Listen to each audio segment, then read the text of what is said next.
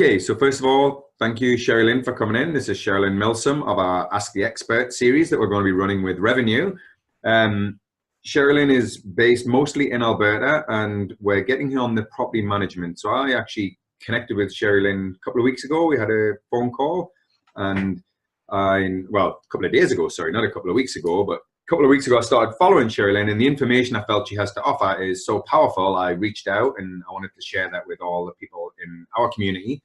So Sherilynn, tell us a little bit about you and your story, please. Well, my background is in business, in customer relations and management, and did that for a lot of years. But I've always wanted my own business, and real estate is a business that I love because I can put as much or as little into it as I want. If I wanted to, I could sit on the properties I have right now and retire, basically. But I'm not built that way. So we started. Most entrepreneurs aren't, right? That's right. I started as a professional full-time real estate investor in 2006, and my intention was to only manage our properties for a couple of years and then hire a professional property manager. But I soon realized that no one is going to manage the properties as well as someone with a vested interest in the properties. So that left it to me. So I basically became an expert in property management, and I don't do it all myself anymore, of course. You know, there is a certain point where you have to start hiring staff and training them the way you want it done. And really, when you have your own staff helping you out, they kind of have a vested interest in the properties as well, because if they don't do a good job, there won't be a business for them to work in. So it works out really well. How many staff do you have? Well, I have not quite full-time operations coordinator, and then we have, you know, gardeners and handymen and all of that. But they're more, you know, flow in and out as there's work. Like as a subcontract, but you have your team that you've built over time to help you. Yes, exactly. That you can rely on. Yeah, that's the fun part. Yeah. But, yeah. And then we have a lot of regular contractors that we work with, like our painter. She's not one of our staff, but we continually go back to her. And, yes. Yeah. So as a question, just I want to stay on your team a bit here. You've obviously built your team over time. They're giving value to you. You're giving value to them with repeated work.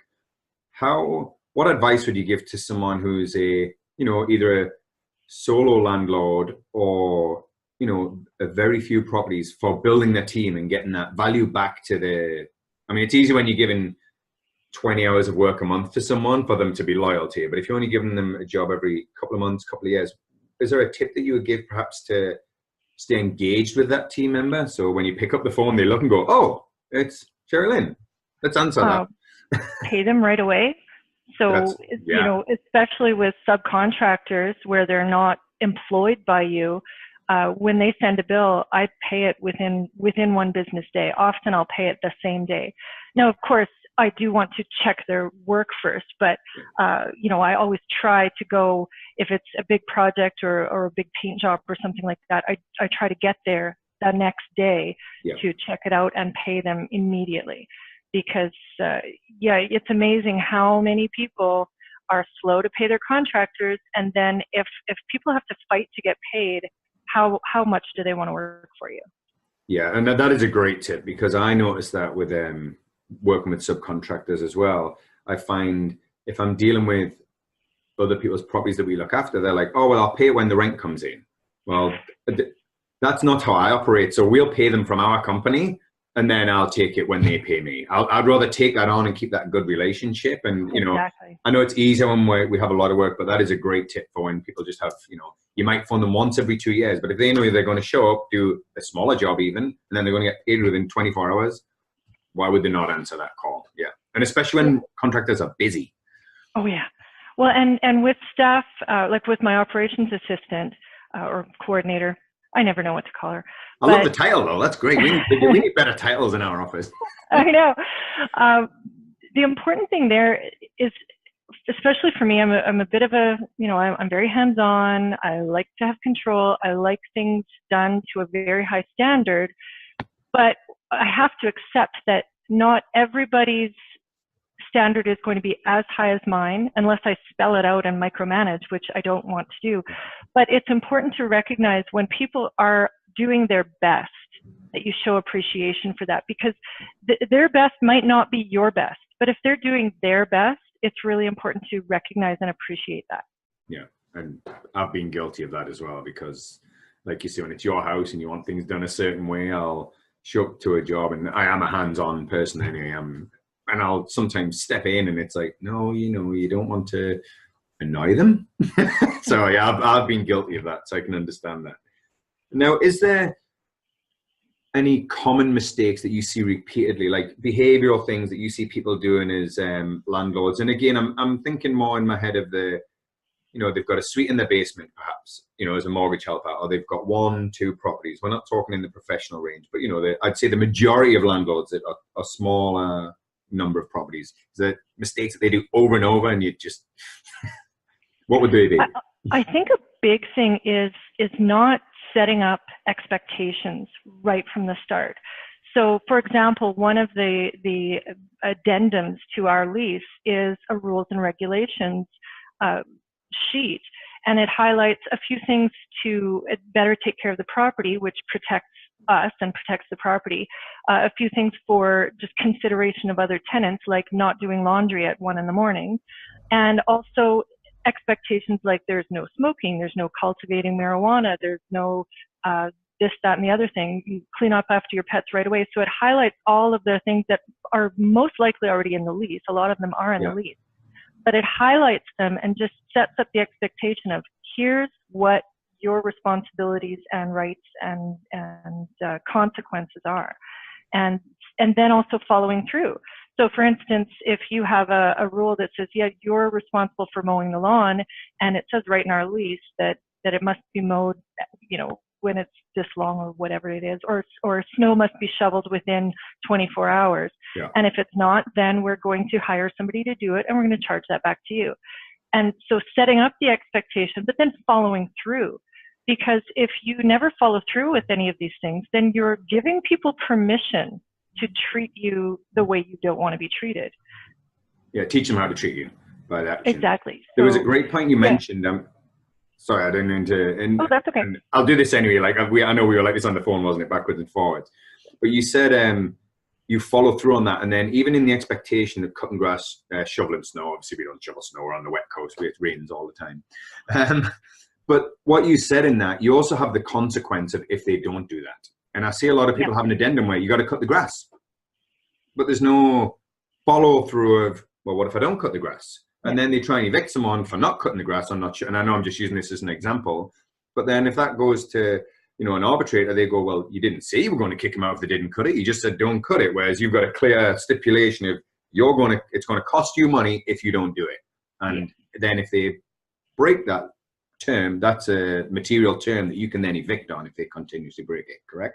Well, exactly. And it also sets up the expectation of the standards with which we want our property kept. That we want the grass to be mowed, we want the snow to be shoveled, we want we don't want you to paint anything, because if you want it painted, hey, let's talk about it, we'll get in professional painters. But so it sets up the expectation of how people will treat my property, and that also lets people know that they're in a higher quality property where the landlord cares about it and wants it kept nicely. I think, and I've got a little ebook that teaches people's mindsets. I think a lot of people as well make the mistake of thinking of it like their home, and they'll treat it whatever their standard is of their home, not of what they want the business to be, and not thinking of it as a business. So I think, how many pages is in your book that you have? My book? Your rules and regulations when someone moves in. Well, my lease is in really tiny print because it's long. Yeah. But the rules and regulations, it's 1 page. 1 page. And do you have them sign that so they're aware and you go over that at move in? Yeah. Yeah, we have them initial or sign it just to as proof that they've seen it. Yeah, excellent. I think that's a great thing for, even if someone's got a basement suite in the house that's a mortgage helper, it's, like you said, set those standards, set the rules. It's easier to have a rule and relax it than it is to try and enforce something after the fact if you all of a sudden become unhappy with it.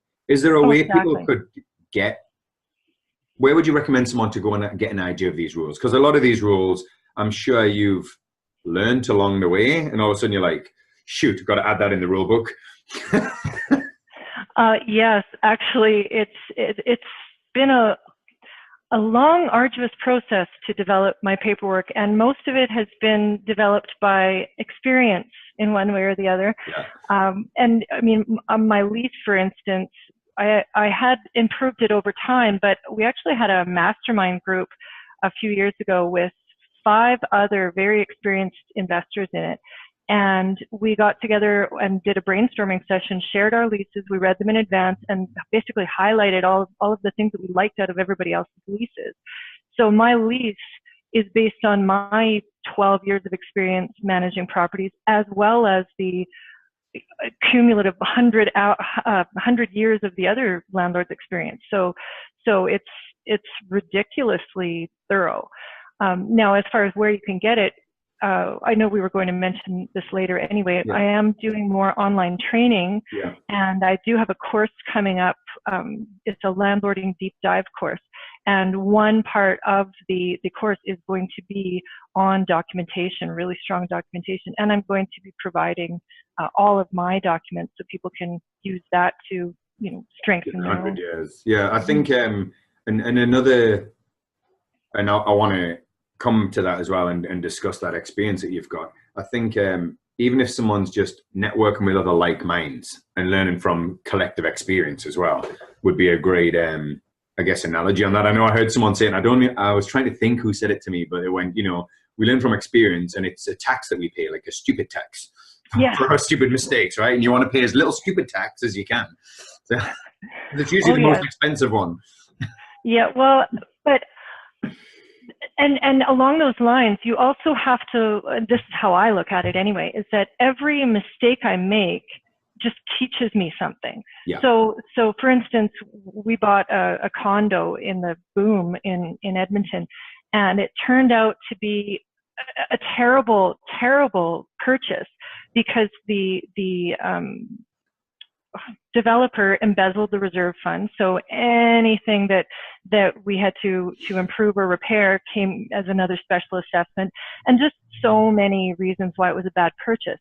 But I tell you, I got a very, very good education about operating condos and multifamily buildings, yeah, for a relatively low cost, because I didn't own the whole building. I only owned a small part of it. But being the condo board president and having to deal with all of this over the years, I got a really expensive education for a relatively low stupid tax. Yeah. So yeah, it's, and you look at it, oh wow, there's a coyote walking in front of my office. Oh. Sorry. That's okay. That's so cool. It's pretty cool. It's just walking down the sidewalk. Anyway, sorry about that. You know, people in the UK are going to be watching this going, what, wild animals just strolling by? It's like, yeah, and I live in the city. Next will be a moose. It happens. Anyway, but yeah, so for every mistake that you make, whether it's in a purchase of a property or the management of a property or a bad tenant, because we all make them, even I make a mistake every once in a while picking a tenant, but learn from it. Yeah. Take it and don't beat yourself up over a mistake. Just learn from it and do better next time. I see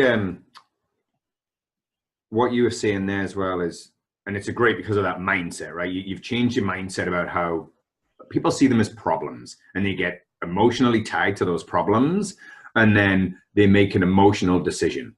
And I always tell people, when was the last time you got flustered with your other half or a friend in your life or a family member, and you made a great decision in that, that mindset? Like, probably never. So it's learning to take that emotion out. What is the lesson that you learn from it? Which is the great thing that, you know, I heard you say there is, what has that taught you? And yes, it might have cost you $10,000 to get that lesson, $20,000. But if you were to go and take that course at a university over 2 years to get the lesson without the experience as well, like, you're not getting the experience of that, right? That goes along with it as well. So you get like a double hit. You get the stupid tax, which is usually less than the cost of an education, and you gain the experience, which is what we need the second after we should have had it. Exactly. So, Well, and further with that too is to just not worry, because you're going to have the same problems if you have a bad tenant. If that tenant's still going to be bad, whether you worry about it or not. Yeah. So just put the worry aside and figure a way to work through it and move forward. And just never dwell on the worry side of it. Never dwell on the negative. Always just try to work through and forward. And I think what you're saying there is, there's always steps to take forward. There's always a process that you can follow. Now that might be arranged by whatever your tenancy board is locally to you, but there's going to be a process that you have to follow. Yeah. And instead of getting emotionally tied, just go and look at what the process is and start the process. Because if you don't, you can sit there and, like you said, well, not me, but you'll pull your hair out and, you'll get frustrated and people will start, I guess you get on that negative train and everyone will tell you how unfair it is and this is what should go on in the world. And yeah, so it's remove the emotion, figure out what the process is, and then start to follow that process through the next 2 3 steps. Exactly. And you can't control the law. You can't control, yeah. I mean, you can influence it to some, let's think democracy. And yes, we can influence the law eventually, but you can't control the law. You can't control the actions of your tenants. You can't control how people think. All you can control is what you think, what your attitudes are, and what you do. So we definitely have to look at what we can influence out of a situation, and taking it back to the tenancy. Well, setting up the expectations and acting on them quickly, and not allowing people to take advantage of you and to continually pay rent late and to let the grass grow 6 feet long. To really treat it as a business, whether you have one property or 100. You've always got to be setting up those expectations and following through with it and not letting people take advantage of you. Now, that being said, I always am willing to give people the benefit of the doubt and make special arrangements. Like, for instance, if somebody calls me up and says, oh my goodness, I've got this payment coming out and the transmission just dropped out of my truck and I need it for work and all of this, is it possible to pay on the 5th because that's my payday? Yeah. Well, absolutely. Let's do it. And there's no penalty. If they make an arrangement in advance, there's no penalty for them paying late because we've agreed to it.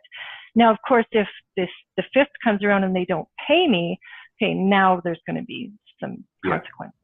Yeah, and that's a great point that I think a lot of people allude. They won't communicate. Things start to go awry, and they go into their shell. They'll complain rather than just go and communicate with that person. Open the channels, and there's systems and processes I know that you can put in place to ensure that communication happens. I know for us we have a instant rebate that's payable. That's as long as they pay on time. That's true. Yeah, so and on that rebate, it's but the reason it's in there, it's not so we can add more if they don't pay. It's so they're going to pick the phone up and go, hey, I don't get paid till, like you said, on the 5th. Can I pay on the 5th? Absolutely. Thank you very much for telling me. So I'm not sitting at my computer till midnight trying to pay the bills. Well, and it's funny that you say people do go into that shell. We actually had one young man, it was his first tenancy. And that's exactly what happened. His transmission dropped out of his truck. He needed it for work. And he couldn't pay his rent, he couldn't pay the whole rent, and his roommate pulled a midnight move on him. So now all of a sudden he was responsible for the whole rent. He was so worried he was going to be evicted that he crawled into his shell. And so I couldn't even get a hold of him, but I managed to get a hold of his mom, which is another good point. Have somebody as an emergency contact that you can call. And so then we found this out, that he was so afraid he was going to get evicted. He was just afraid to talk to me. And we assured him, no. Big bad landlord. That's right.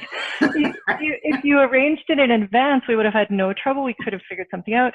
So everything's okay. Now, the funny part to this story is that, oh goodness, I guess it's been 10 years later, his mom called me to say, I have a friend who needs a place, but for this reason, he's being discriminated against and nobody will rent to him. I'm willing to vouch for him. And I, since I know you and I know you're a great landlord, I was hoping you had a place available. It was just kind of amazing. So and when you get that, and this will happen if you're good to people and people know you're fair, you get a reputation for that. And then people start to come to you, and you don't even have to advertise a lot of the time. You'll have people contact you going, hey, I hear you're a good landlord. I'm looking for blah, blah, blah. And then people almost self-screen themselves by their friends. And it's like, well, you know. And so, yeah, I agree with what you were saying. The open communication, if you're a good person and a good landlord, then I'm just going to plug that in there. I just got a little warning saying my battery was dying. If you're fair to people, nice to people, you're going to get that reputation as a landlord, and then usually nicer people will come to you most of the time. Would you agree with that? Oh, exactly. And part of that about fairness as far as being a landlord goes is when people have an issue with the property, take care of it right away. Yeah. There's no, I mean, it's amazing how many times I hear people saying, people coming to me saying, oh yeah, we're finally just breaking our lease because we've got black mold growing up the basement walls because there was a sewer leak last year, a sewer backup, and the landlord never fixed it properly, never cleaned it up properly. And it's just unbelievable the types of issues people are having that landlords won't take care of. And as another part of it being treating it like a business is, yes, there are costs. You know, you do occasionally have to paint a place or replace a furnace or clean up a sewer backup. And the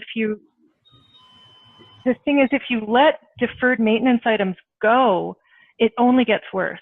So one little tiny blown off shingle on your roof is a really simple fix right now, but if you wait for 2 years, then it could be a huge moisture issue in your attic, and now all of a sudden everything's got to be replaced. So it's in BC on the wet coast, that would be like 2 weeks. Yeah. you'd be soaked. Well, it's funny. There's a place down the road from me, and they had, when we bought our house, they had all the shingles off, and there was a blue tarp instead of shingles. That stayed for 6 years. That's those temporary permanent fixes. Yes. So I want to, what do you think made you succeed as a property manager? Like, because obviously lots of people got into property management at the same time as you, and some people they've left. They're done, hands up, they've washed away. So what do you think made you continue in the process? What differentiates you from the normal, I would say?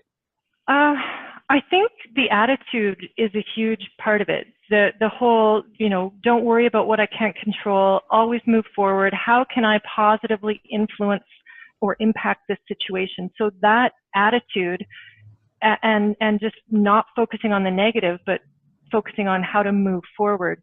I think that's a huge part of it, because some people get so worried about the bad tenants or so worried about the repairs coming up. Why? There's no point to worry. It's going to be there regardless of whether you worry or not. And then also just the business, like, this is how it's going to be attitude. Yeah. So there are a lot of, and I mean, believe it or not, I'm actually quite shy, but I'm just good at pretending I'm not. But when it comes to business, it's, you put on that other hat. It doesn't matter how you are in your social life. When you have, whether it's one property or 100, you're the boss, and it's your ultimate responsibility. And that applies whether you have a property manager or you do it yourself. It's still your responsibility as the owner of that business. So if you were to hope for the best, but you always plan for the worst, and then when it happens, you've already got a plan in place. Yeah. I have a folder in mine. I call it the what if folder. And it's, we just think of every what if this happened, what if that happens, then we write a procedure down. And then it doesn't matter how emotional you get, you go to the what if folder, and then you open the door, and it's like, okay, well, what if this happens? This is what we do. And it's a step-by-step process. Okay, you need to do this, this, and this. And you got your next 3 steps, and you're just following a process then. You're not getting on the emotional train and making those emotional decisions anymore, because you plan for the what ifs when you're not emotional. Exactly. Yeah. When you don't have the sewer backing up and running through, and the city that's decided to pump everyone else's toilet through your house, which we had a couple of weeks ago. Well, and preventative maintenance is great as well. Yeah. Like for instance, we have I don't know if you have sump pumps in BC. Yeah, some do. Yeah, some houses. Okay. Yeah. So we have one property that's got a really high water table and really heavy soil. And so we put in weeping tile, we put in a sump pump after the first flood because we didn't know it didn't have anything. But then a few years later, the pump failed. So when we replaced the pump, we got them to put in one with a backup pump. So it cost, I think, $600 extra. But what it does is it ensures that this running and manually hauling out water by buckets is never going to happen again. Yeah. So sometimes spending that little bit of extra money for preventative maintenance or for upgrading to something that's going to better protect you is just money so well spent. The peace of mind, knowing. Yeah. The peace Well, of and mind. it's one less thing that I have to worry about. My what if is covered and I don't have to think about it anymore. Excellent. I think, I know even as we're talking here, you've given some great tips, but if you were to give an actionable item that someone today could take away, like what would be your top couple of tips that you would give landlords to do? Well, a lot of my top tips are actually in a free report that I put out. So I definitely encourage everyone to get that. And it's really all about... Where would you get that downloaded from? So that it's at, if you go to landlordsuccess.sherilynn.ca. And we'll put the link in the bottom of this video. Yes, that would be great. And really, it's called the most critical mistake landlords make, costing them money and stress. And for me, that most critical mistake is picking the wrong tenant. Yeah. So we've all heard that it's way better and way cheaper to have a vacancy than a bad tenant, and I firmly believe that. But that report has a ton of information on better screening for tenants and really the cost. It goes because a lot of people don't think about the cost of a bad tenant. Because if you think about, okay, I've got this bad tenant, first of all, it's a lot of stress and a lot of time spent trying to get rid of them. Then it's probably thousands and thousands and thousands of dollars to fix the place up. For instance, we had one where suddenly the tenants decided to start chain smoking in the property. Lovely. So that's not just a regular paint job. That paint job costs 3 times what a regular paint job costs because they have to do one coat in oil-based primer. Yeah. So it's just ridiculous. And then of course the extra time for vacancy, because we couldn't even show the place. First of all, we couldn't show the place during the eviction process, and then we couldn't show the place during the renovation process because it looked and smelled completely disgusting. So, and now these, unfortunately, I know we were talking about horror stories on the phone.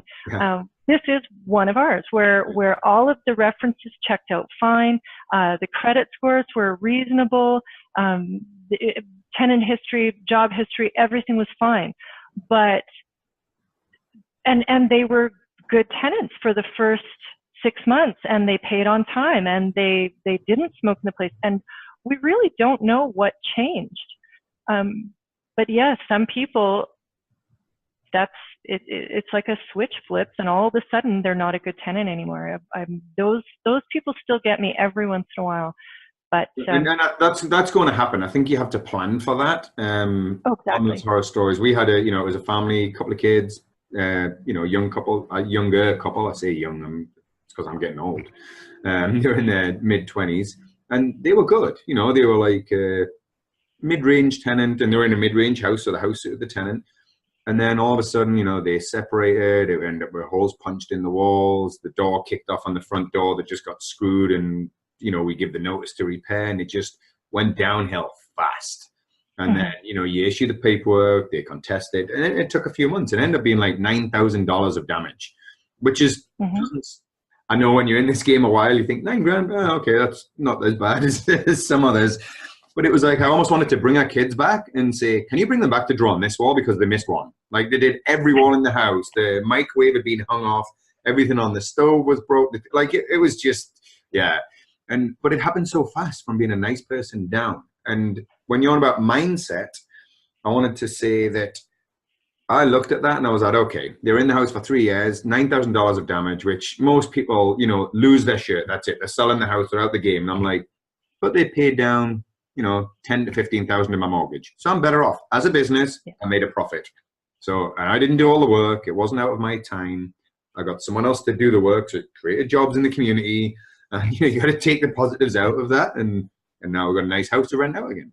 Oh, exactly. And I think the funny thing is, and I said that I don't know how that happened. Well, actually, I kind of do, because there are two types of people in the world. There are the people who are victims in their own life, and then there are the people who take control and, you know, always moving forward and how can I positively impact this.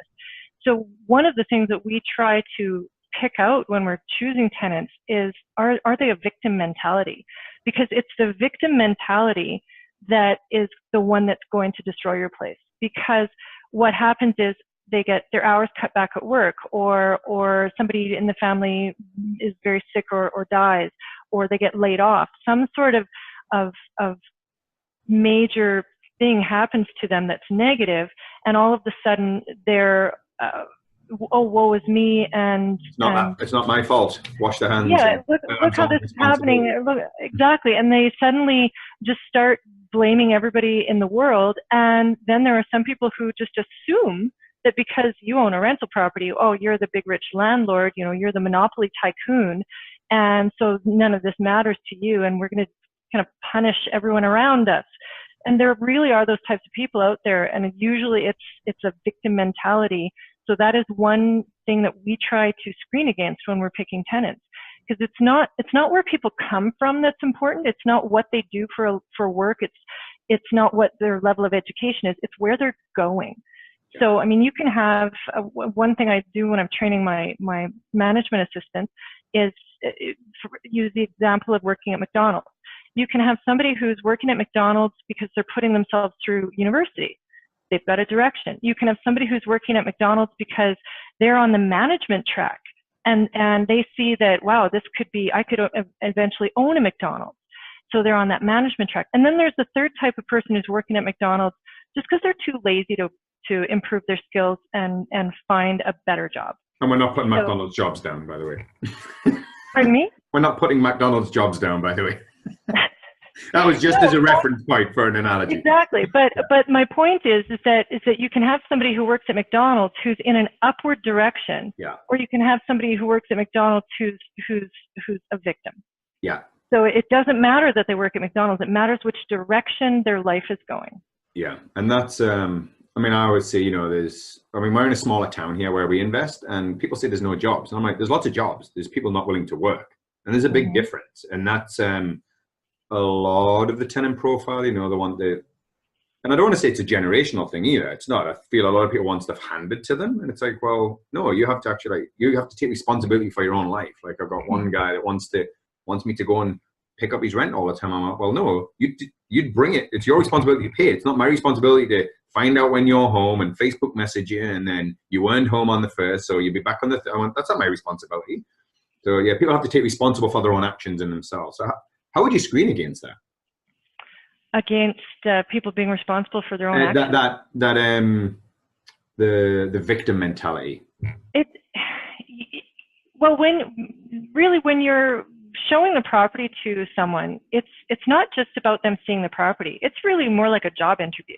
Yeah. So you need to be having a conversation with that person and just see where it goes and ask a lot of open-ended questions, and you eventually get a feel for it. Yeah. Because that's the mistake that a lot of landlords make, though, is that they think that showing the property is about showing the property. It's really not. It's about showing the property and interviewing your applicant, and making sure that they've got the values that you need them to have to treat you well, to treat the neighbors and other tenants well, and to treat the property well. Yeah, and I find personally, when I'm speaking to people, it starts with the response to the ad, whoever you've asked them to respond, the phone call before you meet them, and then verifying as you're meeting them. And what are they saying about past experiences? What are they saying about past landlords? Because that's what they're going to say about you after they leave. What are they saying about other people they had to live with? Are they actually taking responsibility for those things? Or is it just the sob story, trying to get the place? And don't fall for, I mean, that would be one of my tips, is don't fall for sub stories. Oh, for sure. Check, because everyone's got one, but verify every piece of information that is verifiable. And if it's not verifiable, then you don't take it into account in your decision-making process. Well, and I would argue that if somebody is telling you a sob story while you're interviewing them, they're automatically a victim. Yeah, excellent. That's a great one. So I know we're getting on for time here. I want to get onto a couple other bits. So I know you mentioned your course earlier, and you mentioned that your group, your 100-year of cumulative experience that you've got just in your things. Can you tell me a little bit more about your programs and stuff that you do to help benefit the community? Well, so far it's all been, to date, it's all been writing articles and doing presentations for the Real Estate Investment Network, as well as a couple local investment organizations here in Edmonton. But now, yes, the thing is that only reaches a few people at a time. Yeah. So that's why I'm starting to do online programming where it can not only reach a lot more people in a lot broader area, but also can be available in perpetuity. So I don't have to present live all the time. Yeah. So it's a way to reach out and help a lot of people, because it's amazing that people don't know some of these things. But when you think about it, a lot of these organizations, they teach you how to invest and how to buy a property, but they don't really teach a lot about the operational, that like really deep dive into the operational aspect of it. The self-management of a business. Well, but as I said before, even if you have a property manager, you still need to know what goes on. For example, with the tenant screening process, if you have a property manager or a screening service who's doing the screening for you, there's still a few things that we do that I know that a lot of professional property managers don't do. So maybe you could ask your property manager about their process and maybe come up with something that works better for both of you, because and there are great property managers out there. I'm sure you're one. But there are some who are more concerned with getting it filled, because think about it, a property manager gets paid based on a percentage of the gross income. Yeah. And if the place is vacant, I don't know how that works if they don't get paid, right? If it's vacant for a long time, there's a lot less revenue. So I would argue that there are probably some less ethical property managers out there who are more concerned with filling the place and less concerned about filling it with the right person. And that's a discussion that each landlord needs to have with their property manager to make it clear. I would rather have it vacant than have a bad tenant. Yeah. So, and I want to just touch on what you said. I know we mentioned this before the interview here as well. I manage a property for an elderly couple. It's their retirement, and one is two sisters together, and the other sister bought a house by herself. Before I was involved in the picture, and she took on a property manager. And the property manager, they've put 4 people into this house, each one with an individual tenancy agreement. So now, if they wrongly evict them, that could be a whole year's rent to each person on that contract, not just one contract. And she phoned me and said, do you know the house? I said, I think I know the house. I said, honestly, I think it's next to a drug house. And then when I drove past, I had to phone and say, it is the drug house. Like, this is, you're going to have a long process because we don't have grounds, because they're paying the rent. So I said, it's going to be a process to get them out. It's probably going to cost you money, and the house is going to be wrecked just by what's going on inside and out. But I think that's where when I started seeing what you have to offer in, this course, I see value in everyone taking it, even if they're just managing a property manager, because then they know you don't know what you don't know. And a property manager could tell you any BS because they just want to get someone in the house, like you said, and get paid. So when you know the rules yourself, it allows you to go, well, actually, that's not right, because I know this to be sure. Or even if someone is good, you might just be like, have you ever thought of trying this? And it's like, well, that is a great idea. I mean, we're always learning something new all the time. Like you said, you sat down after 12 years of experience, and I'm sure you had great addendums. And then you sit with a 100-year collective experience and go, wow, I hadn't even thought of that, because we haven't paid the stupid tax yet. That's right. That's right. And as far as the course goes, it's not quite ready yet. It'll be coming out a little bit later this month in October here. But I definitely encourage everyone to have a look at that free report. And if you do get the free report, then you'll also be, I mean, it's got loads of great information in it, but we're going to put that in the link, just to clarify. I'll put that in the link on the video. Okay. Exactly. But then once the course is ready, then you'll also get word of it. Whoever has signed up for that free report will be notified when the course is ready, just in case they're interested in checking it out. We, for one, will be taking it, like, for sure. Like, just even the conversations I've had with you, you know, I'm even in my head, I've got experience. I like to think I'm doing okay, but I know there's always something that you can learn. So for we manage a lot of properties, and I know myself, I still go on these courses that people put on, you know, and I'll go on there, they're free, and then I'll pay for the weekend, and I'm paying, and, you know, we're doing pretty well investing wise, but I'll still pay because there's always one nugget that I can take. And if you get that one little piece of information that saves you a turnover of a tenant, or a bad tenant going in that's going to cost you, in my case, they're $9,000. Yeah. Like, you can't put a value on those kind of information. So, well, thank you for doing this, by the way. I want to say thank you for putting this together and, like, sharing it, because I feel like people need that. Oh, for sure. And, you know, it's funny, the whole, your point about there's always more to learn.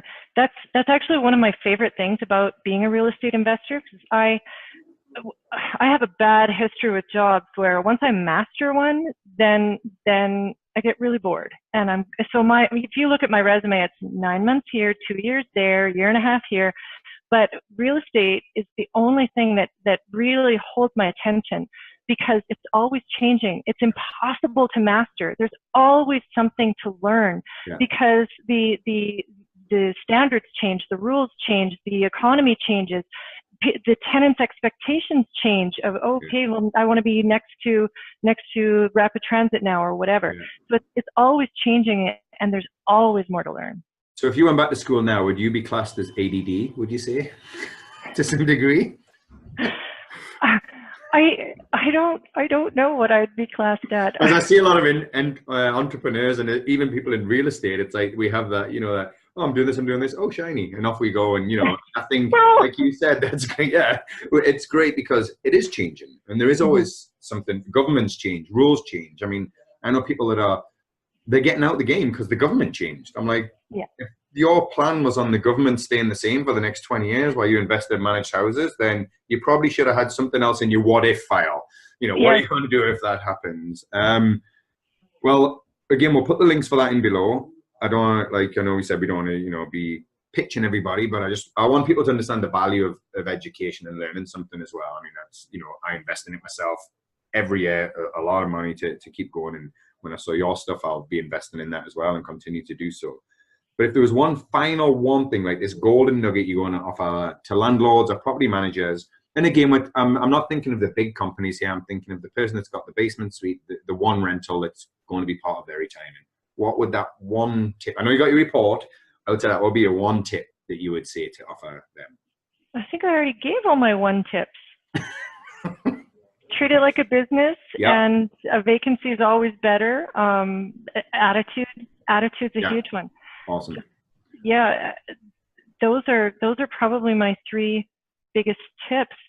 Actually, one more is to always be open to changing your strategy, because, for instance, with that condo, it was not working out very well. We were barely breaking even, and something had to change. It was becoming a worry, because if the condo fees increased, now I'd be losing money. So I looked at different things that I could do with it, tried to get creative, and we ended up turning it into a super suite that, so a short-term rental, furnished, fully equipped. Airbnb? Well, now it is, but before it was, we just had it on short-term rental sites, and we had tenants that were, you know, a lot of contractors, because it was near a college and also near an industrial area. So we had a lot of contractors coming in for 3 months at a time. But now it's on Airbnb as well. But and now it performs really, really well. So again, it's about attitude, but to just remember that real estate is a very fluid business, and to try to basically make lemons out of lemonade.